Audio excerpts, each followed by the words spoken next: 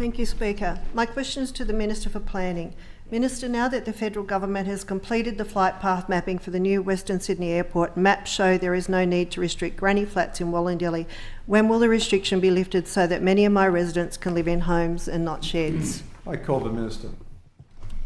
Thank you, Speaker, and I thank the member for Wollondilly for a question and acknowledge that she's been a fierce advocate for landowners in her community about this matter. And I also want to acknowledge the member for Leppington, who has made representations on behalf of his community, and Minister Chris Bowen, the federal member for McMahon, who has also made representations to me on this matter. The member for Wollondilly and I and our respective officers and the Department of Planning, Housing and Infrastructure have been involved in discussions about this matter over a period of time. And I can advise the House that the government is continuing discussions with the Australian government and the Federal Minister for Infrastructure, Transport, Regional Development and Local Government, the Hon Catherine King, on the issues she's drawn to the attention of the House.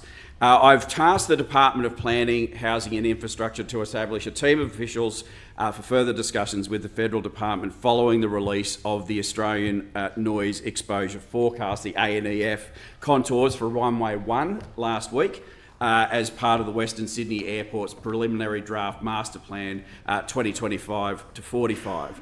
I consider that this team of officials will provide us with further information from the Australian government regarding the ongoing role of the dual runway ANEC, so the Australian Noise Exposure Concept, and the ANEF within the Western Sydney Aerotropolis Planning Framework.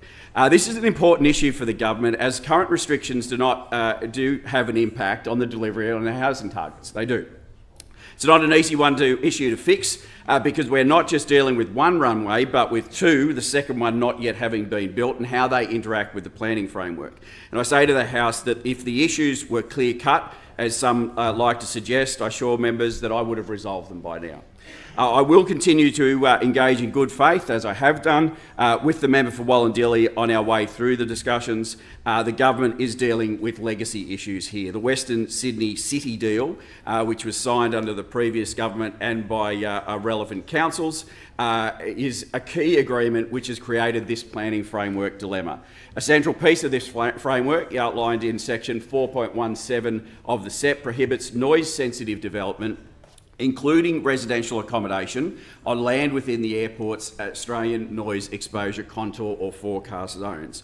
Now, the Australian government considers this restriction is crucial in safeguarding the airport's operation and making sure that residential development in these areas does not compromise the safe, efficient and curfew-free operation that will be critical to transport and economic hub of New South Wales. Now, as I'd indicated to the member for Wollondilly previously and throughout our discussions, I remain committed to finding a path forward that can satisfy all the relevant stakeholders, including the Australian Government and the Western Sydney International Airport. I look forward to continue to work with the member on this matter. Thank you.